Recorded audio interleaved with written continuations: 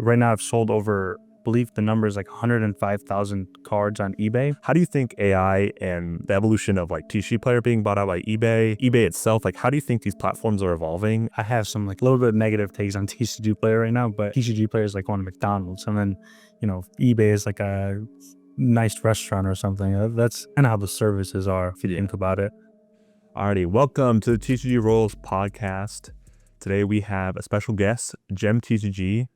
Jem, how you doing? I'm doing good, man. How are you? I'm doing great. Thank you for hopping on.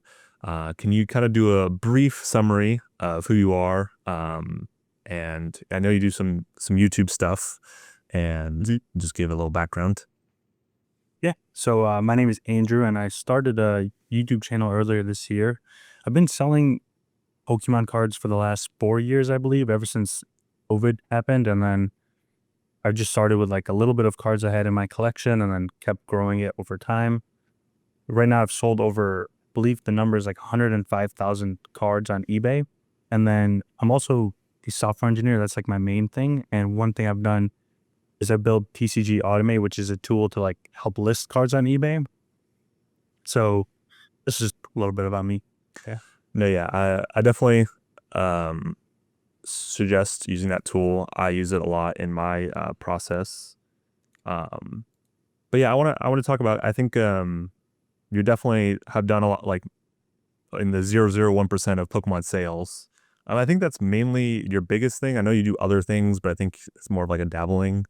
So I wanted to ask you, what is your view of the Pokemon market? That's kind of like the big discussion right now is like, oh, we're in a bull market where it's about to pop. Like, what do you think the market is right now? And like, what do you think its biggest kind of challenges? Like, do you think it's a bubble where it's about to go all down? Like, what do you think is the biggest thing that is kind of could be bad for the market? Mm-hmm.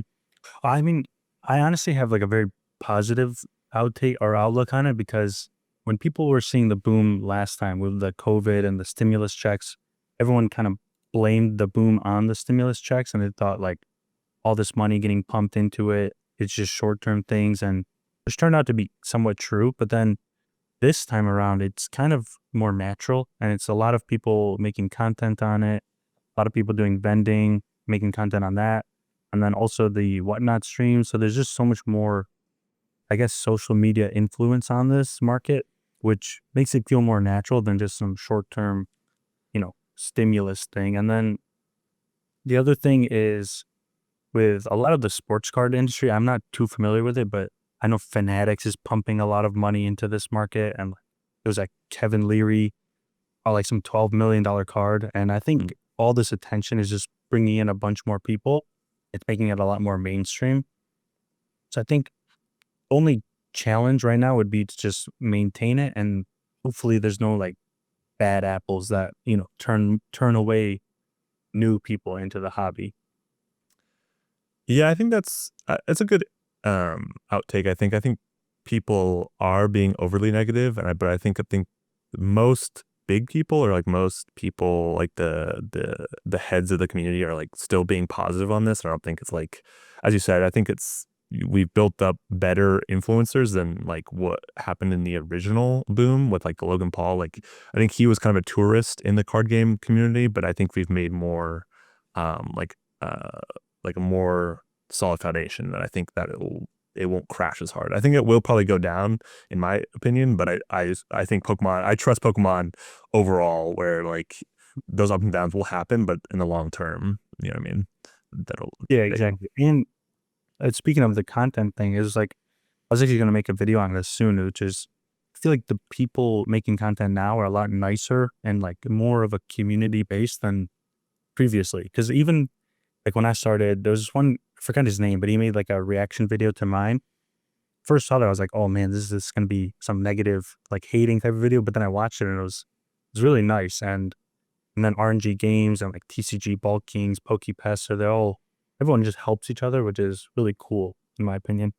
Yeah, I definitely think it's cool also that's like it's a kind of become like an entrepreneurial thing, like with like, you know, you especially, I feel like you've made a big supplemental income from this, and you kind of do it as your side thing. And I think that's like becoming more popular. Like channels like TCG Bulk Kings, and you like have kind of helped along with that and made that information more available. And if you need any selling advice on eBay, please go to Andrew's channel.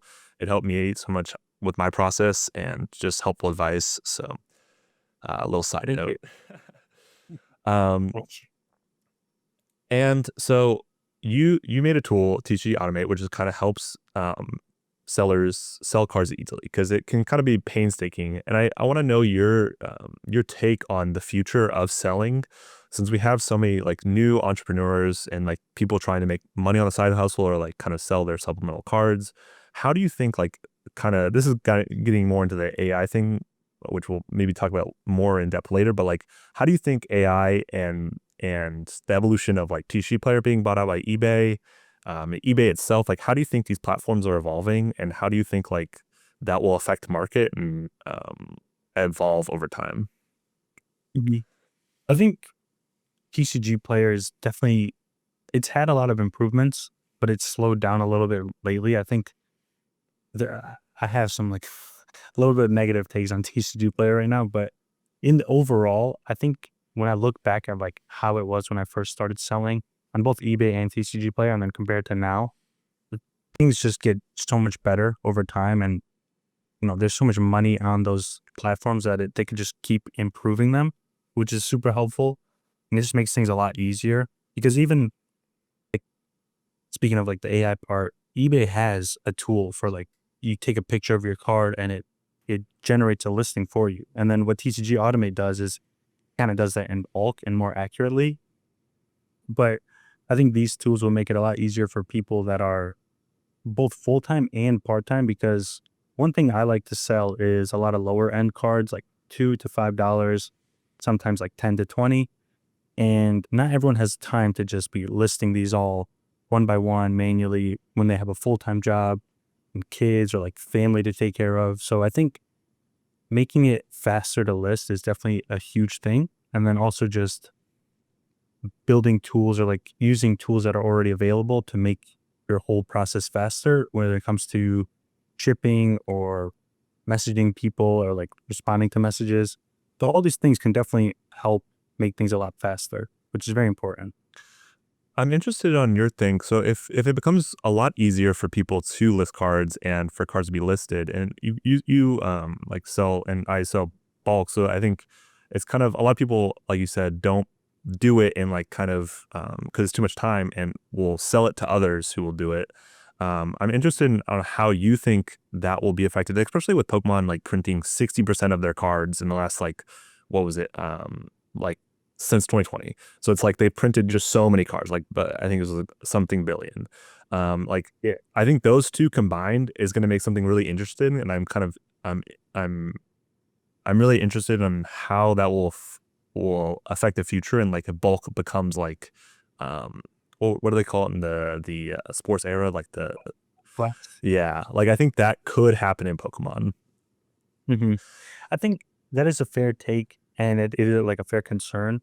Only difference with sports versus Pokemon is that it's like a sports player retires and they no longer become relevant unless they're a Hall of Famer or a legend. But Pokemon cards are always popular. Like Charizard is still popular, Squirtle, all the originals. Like, so something like that is a little bit more helpful for the Pokemon scene and all Magic or like all TCGs. But I do see a concern with like eBay just getting flooded with a bunch of bulk, Yeah. really cheap cards. But I think it only works if you are serious about it. And the people that aren't serious about it, they usually themselves out within like a 3 to 6 month time frame. So I think it'll kind of naturally handle itself, Mm. in my opinion. So you think it'll kind of you'll probably see new people pop up, but you'll people will still not think it's worth their time to do it. Mhm. That's probably a good Yeah. take, but I agree with the with only like 1,000 characters. You know what I mean? That the person doesn't retire, and with sports cards you have like 1 trillion different players and names. So it's like, Yeah, but that's a good point. it's huge. Because I was adding sports cards and I realized like there's like millions of sports cards. Yeah. This is insane. Um.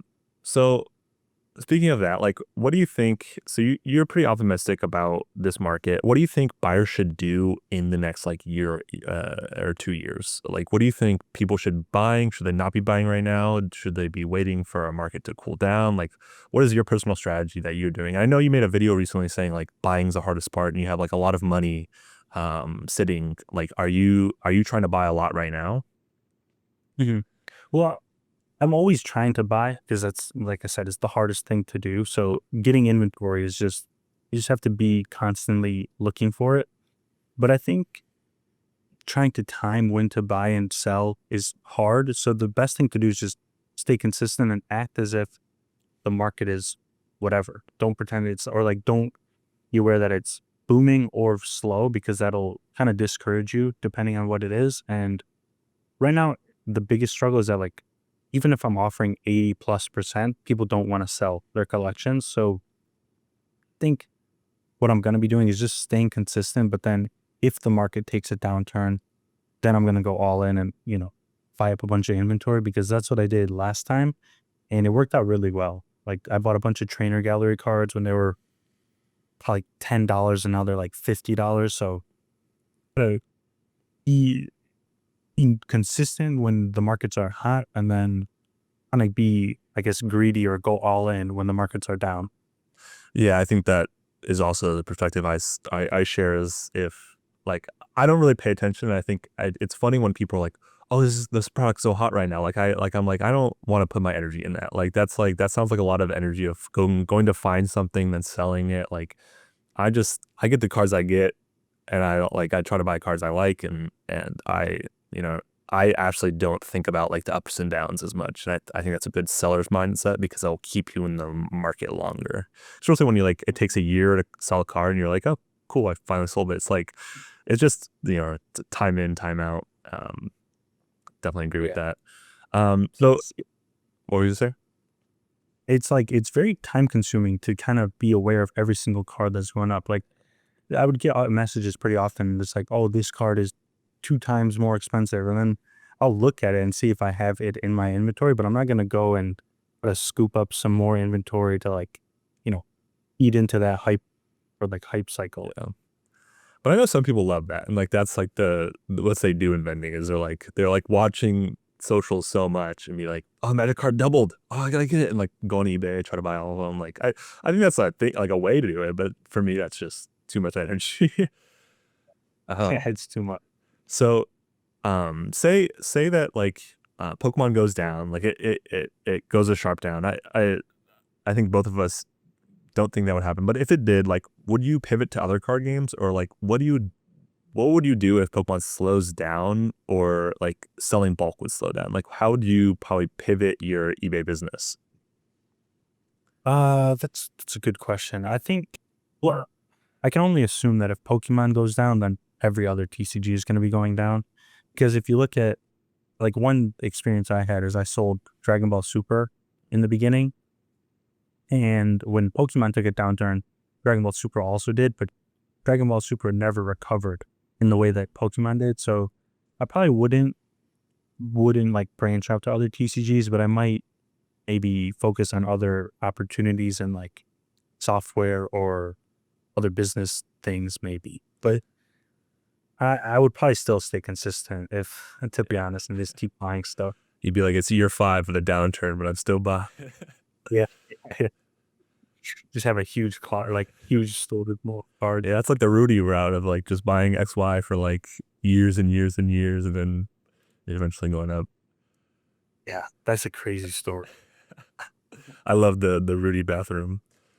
Um, so what do you think you're doing right now to that you're trying to figure out or get better? Because I know like with teaching me automate, I think you've talked about starting other softwares where it's like a buying and selling app where buyers can find sellers and stuff like that. What do you think you're focusing on right now? Is it on those developments, or like are you trying to optimize selling on eBay, or like your process, your organization? Um, so for TCG Automate, it's mainly to help with selling on eBay, whatnot, and Shopify, and then it's kind of just lowering that time that it takes, because one of the biggest things is like the amount of time it takes to list cards, and now I could scan cards in when I have time, and then let's say I'm like hanging out with family and I'm just sitting with there. I could just match the cards and like list them to eBay and do all that at once. So that's like a big benefit for me. And I'm sure a lot of other users feel that way too. And then for the other softwares, I just so many I guess like issues that I noticed that are involved in this industry. And one of them is the collecting, like buying collections from others. Is if you make a post on Facebook and you're saying you're buying stuff, you're either going to get a bunch of hate comments. And if you're selling stuff, you're going to get a bunch of low balls. So I think finding a way to like make that a better process and easier would be huge for the industry, because Yeah. not a lot of people that I've talked to like to be kind of public with their stuff, and getting those hate comments are it's definitely a bad thing. And you have to kind of build a resistance to it. So you're kind of more focusing on the pain points that you experience with buying and selling and trying to help others with that, right? I think that's Because I figured, it's a because good goal. yeah, I figured if I have the issue and I've been doing it this long, then a lot of people would have that same issue. So Yeah. it seems to be working. I know a lot of people that are successful on Facebook Marketplace, but man, I just I feel like my soul gets sucked out when I even look on there to like buy anything. I never make posts of like me buying, but my soul is just taken away from me. You- Yeah, yeah, it's a tough crowd over there. Um, so I wanted to kind of ask about, so you're actually like newer to making content. How do you think that, like, what have you learned from making content in the sense of like the community perspective, or like the kind of comments you get and like the insight you get, and also like how do you think that you'll evolve in the future in content? Like, do you have any plans in the future, or is it mostly just kind of something you like to do? Mhm. Um, so in terms of making content, I think I started it because I just wanted to. I made a video about this a few days ago actually, and it's like I just want to get better at um like articulating more and like putting myself out there, because I feel like I'm more of a laid back person. I don't like talking publicly or whatever. So that was kind of one of the main reasons why I did it. I don't think there's a big benefit to doing it unless you sell on social media, because like I haven't noticed a surge in my eBay store or getting more inventory in. And maybe it's because I'm not promoting it as much, but I don't think it's a necessity unless you sell it on your own website. And then forget what if I'm missing anything from the other part of the question. I don't know. What like what do you think you've gotten insight from like the community and like the people leaving comments, or like what have you noticed like maybe performs well that you would be surprised?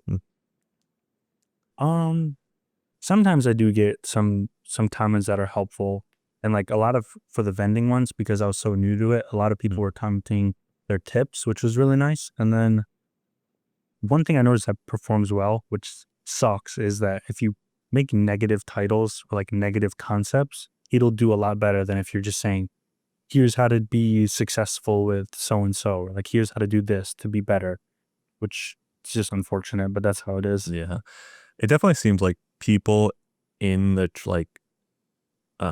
trading card community are very opinionated. And so I think when they see those like titles are like, this is why this sucks. They're like they either click on it to like confirm their thing, or like they either like are like want to disprove it. I don't know. I think it's really interesting. I think it's something I noticed about this community particularly is that they are very opinionated and like don't really want to hear the other side. Like they're not willing to change sides. They make their opinion and they're like, this is firm. Y- No, I mean, that's with everything, honestly. It's, you call it like a vacuum chamber or something. Like you want to hear your own opinion from Yeah. someone else, and someone disagrees, then it's just, they're wrong. Is Yeah. how everyone's, Yeah. yeah. I definitely think hearing other people's perspectives, especially in selling, because I think sometimes I can get stuck in my own ways in selling. I'm like, this is how I do it, and then I'll kind of watch a YouTube like on some of your stuff, and I'm like, huh, maybe I should try that. Like Mhm. I've been kind of stuck in my way of like, this is how I should do it, and then I think it's definitely improved my selling, at least from trying to at least listen or try other people's perspectives or things that work for them. Yeah. I mean, that's very good on you because not everyone is as open-minded. So Yeah. definitely a good thing. Good trait to have. Um, Kind of talking about vending. I know you said you were going to stop vending, and I'm kind of slowing down. I think an interesting thing that's happened recently is in Austin, Texas, at least. There's like a show like every weekend, and Mm. I think there's a lot of buyer's fatigue, and also kind of it let like every show is like slightly less attendance and slightly less buying because like it's hard to sustain people buying like grails or just buying a lot of cards every single weekend or like going to these events every single weekend. And I'm interested to think about your opinion on the future of vending and if like it'll become more popular or like if this is kind of part of the boom and it'll kind of drop off again and kind of be a rare thing that happens like or only like kind of the collecticons really exist and maybe more local shows. Yeah. Well, I know I've been like overly kind of negative on the vending clubs. Is I think people kind of or maybe I should have clarified it more, but it's more of I think it's very important for the whole hobby and like community because there's a lot of content that comes out of it and a lot of new collectors that come out of it. So it definitely is helpful for that, getting more people in. I think as a seller, I just didn't enjoy it, but as a whole, I think I definitely understand its value and importance. So hopefully it stays popular. And I think as people continue to make content on it and people see how much or how well the content performs, I think it'll keep fulfilling itself. Because if you look at, I think his name is like Coop or something. Do you know? Yeah, his like he blew up, and then Jar Chomp, he also blew up this year from making vending content. So I think it'll stay pretty popular for a while. But I think there needs to be a lot of work done by the hosters and like the event holders because I think they get a little. I don't know if it's greed, but They do. From what I've experienced, says it's definitely a true state. yeah, they start adding a bunch of tables, and then one controversial thing is like they charge people for joining or like for coming in to buy, which kind of puts a barrier. Yeah. And if something's free to come in, I think there will be more attendance. Even if they're not buying, it still shows more traction and more popularity. So I think that would definitely be a good thing to add as an event holder. Yeah, I think that is true. I haven't thought about like how a lot of the big creators in the Pokemon community are vending. They just do vending and like maybe talk about vending and kind of the market. So I think that it probably will sustain just because those people are so popular. And it'd be interesting to see if that decreases in popularity, like what those people would do. Like would they just like rip packs? Like is that I feel like that the ripping pack era is kind of down and like the vending is up.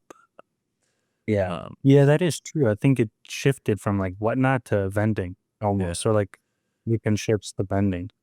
That is, I forget about how many big creators like that, and half of like the big creators that used to like rip packs are now like going to card shows and like trying to do like collection challenges or like doing deals or like stuff like that. Like vending is part of their content now.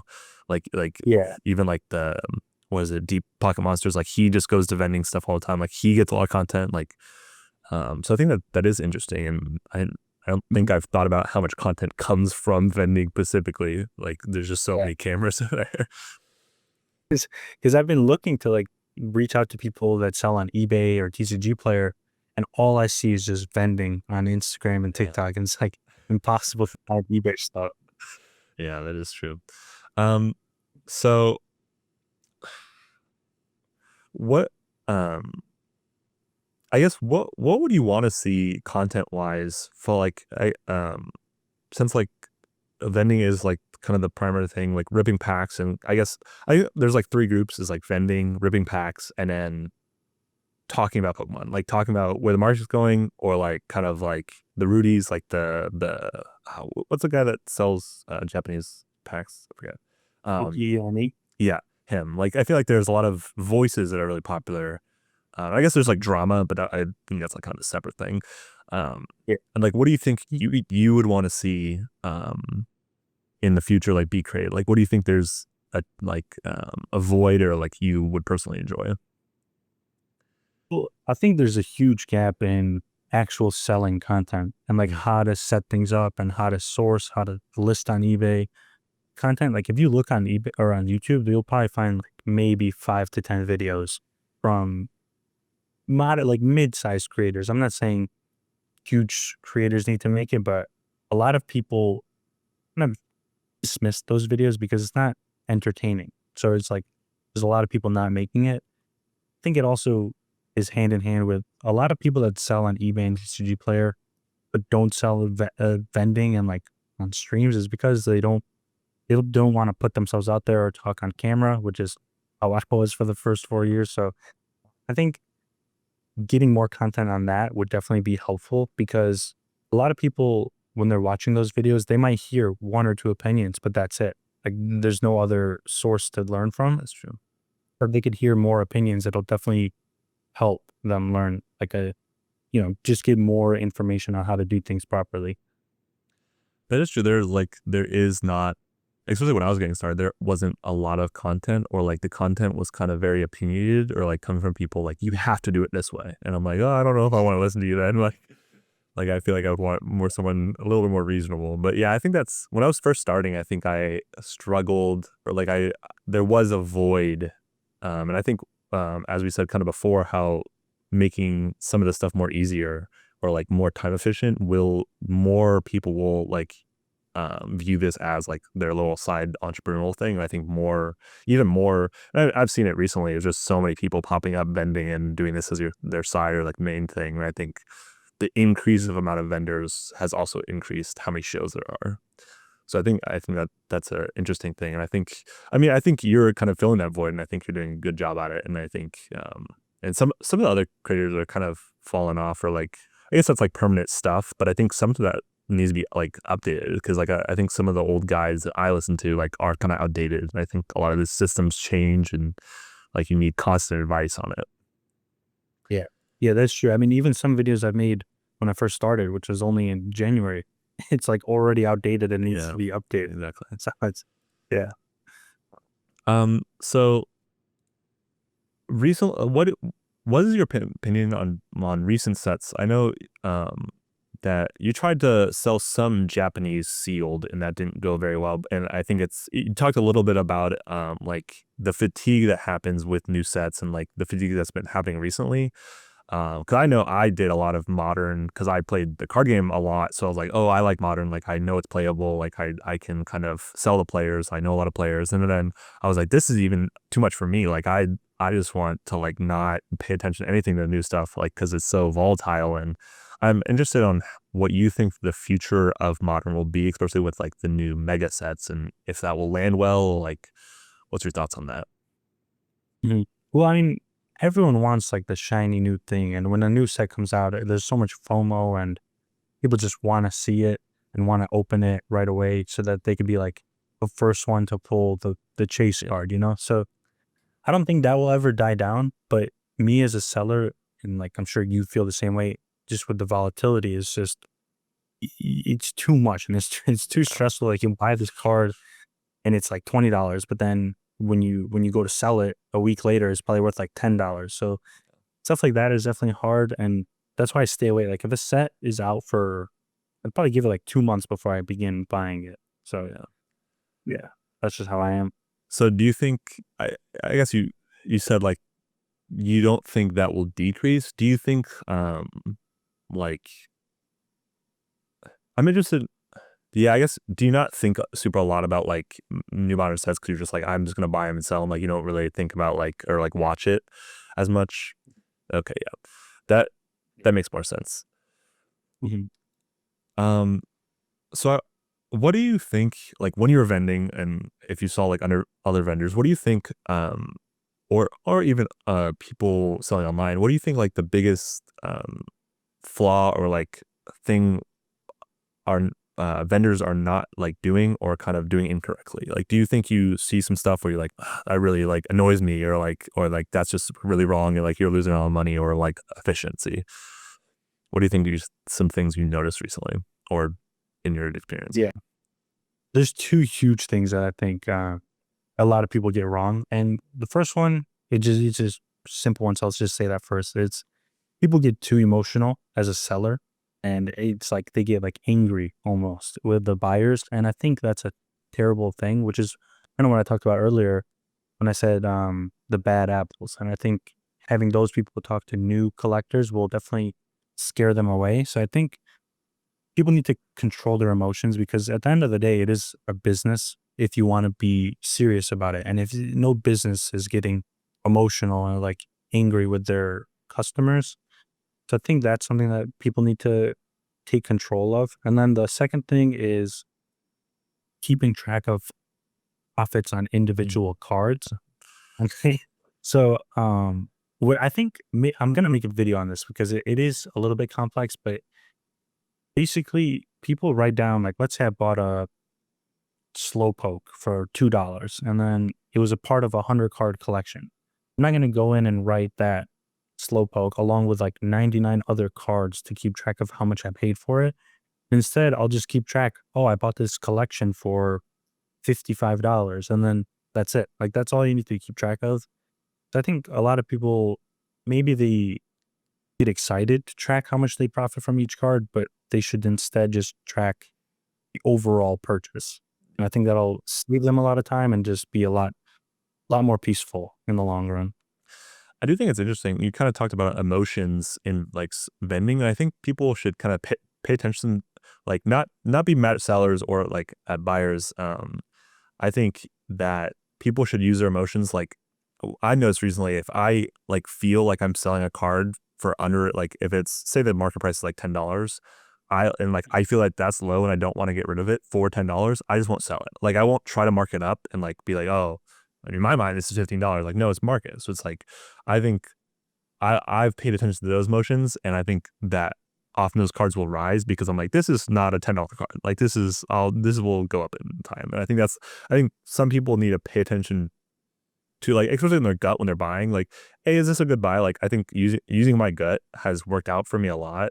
And especially over time it gets better. Of course, my was first starting at buying and selling, I did some really silly buys, but like, and I thought they were awesome. But Yeah. I think paying attention to your emotions in that way can be really positive and like lead you in a very good direction. But I think, as you said, like I think people being mad, like especially with like percentage, Mhm. like, oh, you're buying at 75, like I hate you. It's like there's like 500 vendors in here. Like you could like there's Yeah. like shop around. Like you don't need to be like dislike or hate anyone. Like they're all just trying to run their businesses in different ways, and like half the time you're just selling to the people you like. So I think it's uh, especially having negative energy, you'll get less business because like if everyone has the same rates, then like you're either selling to a person with a better selection or just like you like them. So I think that's an Exactly. important thing to be. But it is draining because when I'm at those shows, it's like you got to put on a smile and like be social. It's draining. Yeah. But Um, with your $10 cards, if you ever think that way, which is I do the same thing, and I just list them on eBay, and like I think it's gonna be a $20 card, I'll put it at $20, that's it. Yeah, I I think think with vending, it's kind of more bad manners to me. But yeah, with eBay, I'll put like a selling price. Like if like I know I have a couple cards, and people message me like, "Can you be closer to market?" I was like, "No, I'm just like gonna wait. I'm putting this up for this number. I think this is what it will reach eventually." You know, it's a kind of a selling point. But I do yeah. enjoy that about eBay. Is like with TCGplayer, I'm kind of rambling about these platforms because I actually recently changed. Like I used to only kind of sell on TCGplayer, maybe the more stuff on eBay, and then I did some more stuff on eBay, and I was like, eBay is just better. And like I've been slowly converting like 150,000 collection onto eBay, just because I think it's smoother and kind of you've been a thing in that. But I think that's what I dislike about eBay or TCGplayer is that they don't like setting those prices. I think is harder, and like especially with TCGplayer, like it kind of uh, automatically prices it like every week if you have that, or you have to like go in and reprice everything.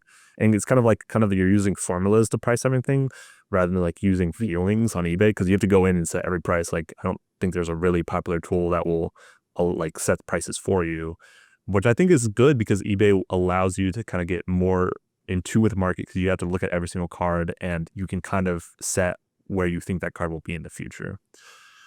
Exactly. Yeah. Plus, I mean, if you think a card is gonna be worth $20, who knows? Someone else might value it at $20 already, and then they'll even when it's cheaper than. Yeah, exactly. But ignore my rant about those. I think that it's definitely interesting to the difference is pretty wide in those two platforms, and I think they're jumbled together like, oh, those are just like platforms you can sell on, but they're far apart, and I think it's Yeah. really interesting to see who sells on them and how they both work. Because I was thinking about that recently of how eBay is like you're providing a service and an experience, and it's like with TCG players, it's just the lowest amount. Like it's who can go have the best prices and biggest selection, and like eBay really is that you're providing experience, and you don't have to have the lowest prices. You have to people are buying from you because they know you, or they like how you ship, like how fast you message. Like it's kind of more personal, and like you're providing me this experience, as I said. So that's what I've noticed recently too. I think, I mean, when you saying that, it kind of made me think, for it to be an analogy, it would be like TCG players like going to McDonald's, and then, eBay is like a nice restaurant or something. That's kind of how the services are, if you Yeah. think about it. And I think when you're trying to sell to the person that wants it for the lowest price, they're going to be the more customer with the most problems. But when you're selling to the person that is willing to pay a premium on something, I think that can lead to some problems, but way less in my experience. Yeah. Yeah. And so I think that's Yeah. That's true. interesting. Mhm. And then one thing actually that I think I want to clarify is like us saying that we value this card at 15, and like you saying I mean, it does look weird if you're like, oh, I value this card when you're vending, and you're like, oh, I think this card is gonna be $15. And we'll kind of be like, but it's not. So, but then one thing that you and I probably agree on is like when people say, oh, I'm selling this card because it'll probably be a PSV 10, and like they'll mark it up for a reason. I think that is something that people should not do. Yeah, that's definitely interesting. I want to hear your opinion on like, so if say I have a vintage card and it's like a really expensive vintage card, I don't know how high you buy if you like have a limit on yourself, like $1,000 on something on a card, but um, I think it's interesting to use PSA grades to try to price something out. So if something has like no sales, like, and if it's like, oh, this probably could like, I don't know how familiar you are with grading, but I usually try to be like, oh, this is like a 7 or 8, then I'll kind of use that to help me price it. But I'm always like open to negotiation because like you had to set a number at first, right? Mhm. And I'm curious on your thoughts about that, and like if you would buy that way or sell that way. Yeah. Okay. So that is a fair point. I think with modern cards, it should be like if it's near mint, it's near mint price. There should be no I guess multiplier or like TSA influence. But then for vintage cards, that is fair because you get a 10 in a vintage card, or like even just a near mint, like an actual near mint vintage card, it should be valued higher than what like even if what the near mint market price is. I think that is fair. But I just I'm not a fan of like the pricing it, assuming it'll get this great, you know? Do you think you would pay more? So say like if like they're like, oh, this is a very clean copy. Do you think you would pay more on it, like a better percentage? I think so. Yeah, I think I would pay even up to like maybe 90% for a WotC Hollow if it's near mint. Yeah. Yeah. So yeah, I think that's interesting. I think it's kind of going back to like people being mad at percentages. I think people that sell that way, there needs to be, as you said, with content, like aware, like on the seller side, because I think some people will go, and if they're inexperienced or inexperienced, like I don't blame anyone. Like if someone's like does something that's like inexperienced to me, like we'll shop around for deals, which I don't care at all. But like I think buyer etiquette hasn't been the greatest, and I think they're kind of like I think it's kind of sometimes the jealousy of like, oh, you're a vendor, you're making so much money off these Pokemon cards that I have. Like you're not gonna get me. You know what I mean? Like I'll be smarter. I'm gonna be the smart buyer. But I feel like most smart buyer or buyer like sellers, I guess, are like they don't care as much as like it's like 4% or something on their collection or something. Like they just want to get rid of it. Like they know how inconvenient it is to get rid of these collections. And I think some of the new people that go to those like cons, they kind of are think that like we're getting so much value out of them and like and like uh, I don't like these vendor guys, but I guess I have to sell to them. Yeah. Yeah. I mean, I don't know, because like you can't teach them too. That's the problem. Uh, It's like you can't be like, oh, I sell with these fees and like, or even just being here costs money and like all that stuff. It's hard to explain that, and not everyone is open to even hearing it. So it's definitely a tough thing. You're right. what do you think? Like, I kind of want to ask more about what your future plans are for selling, like selling online, and especially in Pokemon. Like, do you focus? Do you think you could expand to higher end cards and like grading, or do you think you're just going to stick to bulk and like that's working right now? So like, why change the formula? Like, are you trying to like kind of experiment with more things, or what's gone over there? Um, I don't. I might venture out into like PSA cards that are already graded, but I don't enjoy the process of buying them raw and then grading them because it's just too much risk and too much time commitment to it. So I don't I really stay away from that. I don't plan on ever doing it again because I got burned way too many times than I did well with it. So Yeah. that's that. And then I think there's a huge value in the PSA 10s right now. And I think buying those, even if you pay like 80% or however much people usually pay, they sell almost instantly if you have it at the right price on eBay. So I think I might try that out for a little, but those take so much time to like price them out and get comps on them. So I don't know. I'd have to see on that. So you're mostly just sticking to your good old like bulk and kind of your Whoosh. $2 to $5 cards. Yeah. It's so much more simple and easy to process and all that. Do you think that could change on like, because that's probably your best performing thing, right? Like, do you think that could change in the future? Uh I think I don't think so, No. honestly, because I think not everyone has, like you even mentioned, there's buyer fatigue. Not everyone has $1,000 to go buy an Umbreon, you know? So I think there's more customers and more demand on those 2 to 5, 5 to $10 cards. I think it'll always be a market for that. I agree. Um, I think bubbles bring in a lot of casual collectors, and they don't want to spend. They're like they're a tourist in the hobby. They're not trying to spend $1,000 on a card. They're trying to like buy the cards they think are cool that are cheap. So I think I think I would agree that that market will probably always stay there and is a core staple to Pokemon. Um, what else was I going to ask? Um, what do you think like your bold predictions will be like over on Pokemon in the next like 5 years? Like what do you think like something that maybe people haven't thought about or you're kind of thinking about will happen? Hmm. Uh, it's a good question. Let me think. It's very general, but Yeah, yeah. Well, I think Pokemon will be it's almost like it's too big to fail. yeah, It's so I big, agree. the biggest IP in the world. So that's one thing. And then I guess I mean, as long as they don't overprint sets and like things just tank like crazy, it's just going to continue to grow. And obviously, there's going to be periods where it goes down in price and like people leave the hobby. But then, you know, they might do another set like 151 and then a bunch of people come back in. So I think there will be, there will definitely be a downturn within the next 5 years, but there will also just be continual growth in the long run. I'm interested in do you think like um how much do you think Pokemon's performance is based on their sets? Like do you think like it's important for them to keep producing like really quality sets. Like say this next like people get old of megas real quick and like kind of because it's interesting because Scarlet and Violet is it's like I guess it's starting a new block with the megas, but it doesn't feel like a new block. Like in the past, it's always like something changes dramatically. I guess they're adding megas and like kind of different those like the new styles of alt arts and stuff.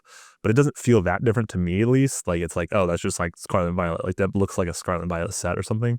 So I'm interested in if you think like that how much that affects Pokemon's popularity in like the market. Mhm.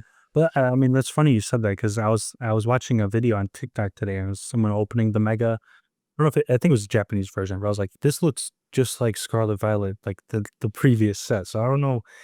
I was shocked. I thought it would be at least a little bit different in terms of like looks and everything, but it's very similar. But I think the sets they drop are very important, and the chases in the sets are also very important because if you look at when Scarlet Violet first came out, and there's obviously other factors to this, but there was base had like whatever, it had the Gardevoir, and then Obsidian Flames had the Charizard, Paldea had the Magikarp, but I don't it's like and then once those I think Twilight Masquerade came out and it had a short print run, and that is when people started buying up more inventory or like buying up sealed. So I think it's a mix of good quality sets and then print runs. Because if it's printed too much, more people stay away from it. And then if it's not printed enough, everyone gets that FOMO and they just start buying them up. And then it brings more attention, more people start coming in. And so I think it's that combination of just good quality sets and then a good print run. Do But you think that like affects other markets like vintage or like some of the other sets? Like, do you think those people that like, 'cause I guess new better sets bring new people in?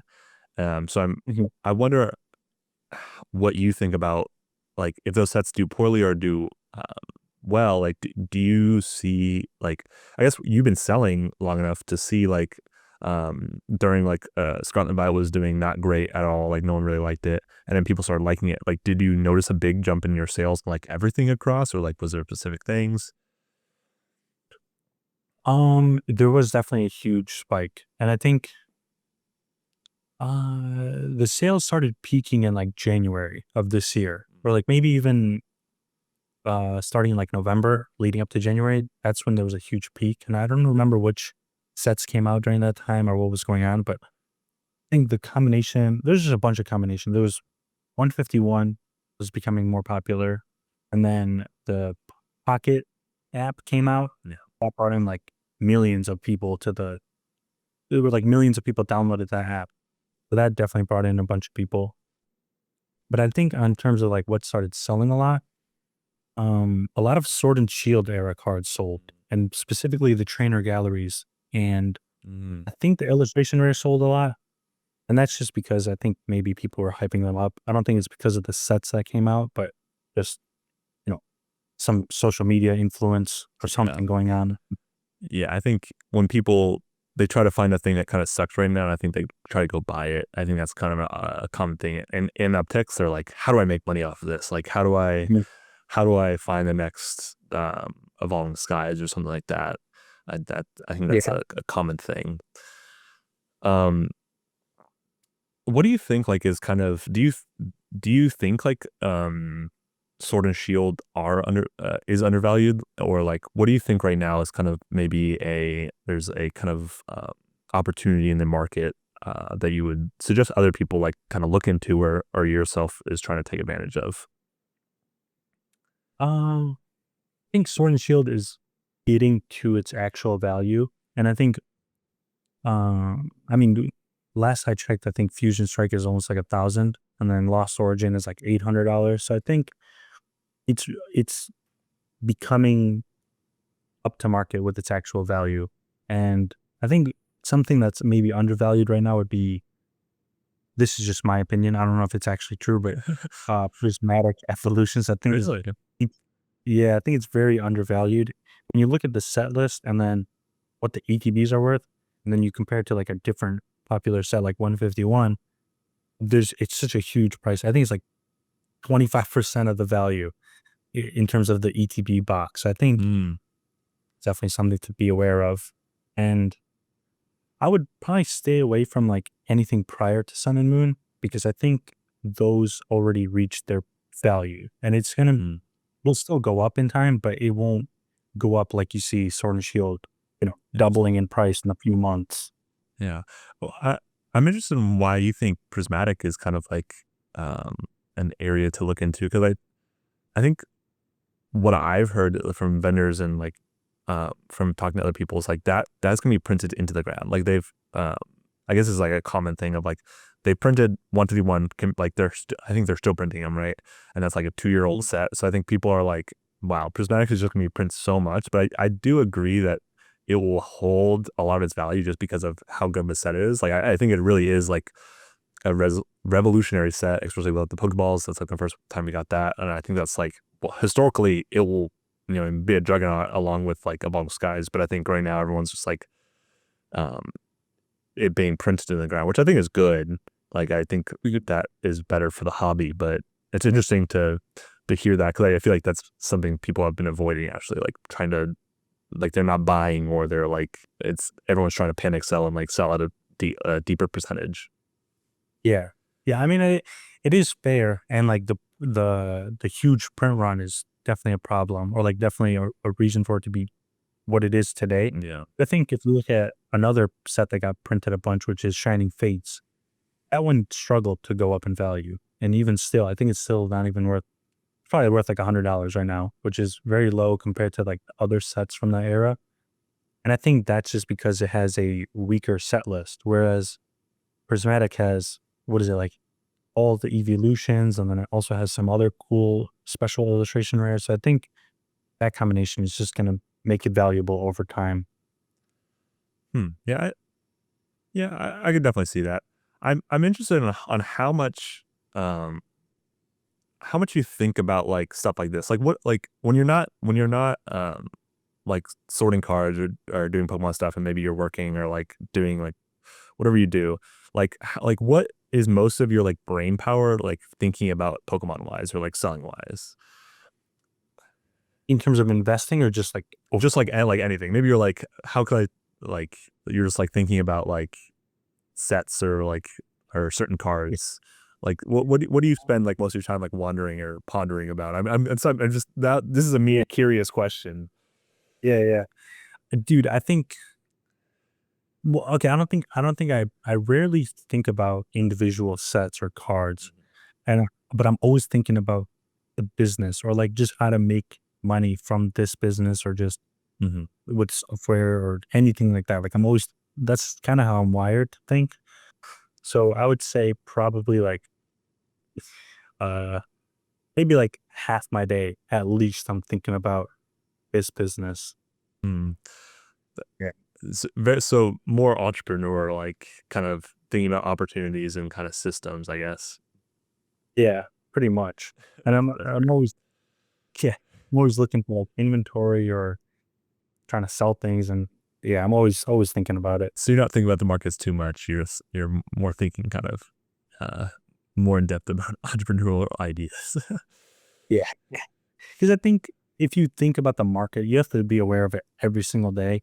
And it's too much, and there's so many things changing. So I think being proactive with your pricing and with your buying is better than being reactive to the market shifts. And, oh, this card went up 10%. Now I need to go in and update everything over 10%. So it's just too much, in my opinion.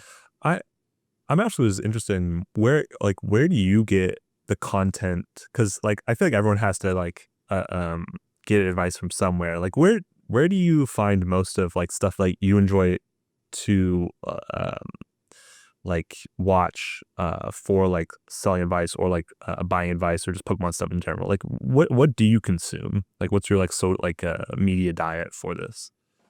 Mhm. In general, or just for like the For selling? more Pokemon, I guess. Mhm. Okay. Yeah. Yeah. I don't watch as much content anymore because, like I mentioned earlier, it's a lot of the stuff now is on vending or it's on like drama stuff. So I don't enjoy either of those, so I don't watch it. But when I did, like when I guess like TCG Ball Kings, when he makes a new video and it's like it's a new way of thinking and a new process to do, I always watch those because, like, one thing he showed in his videos was how to do TCG player address labels.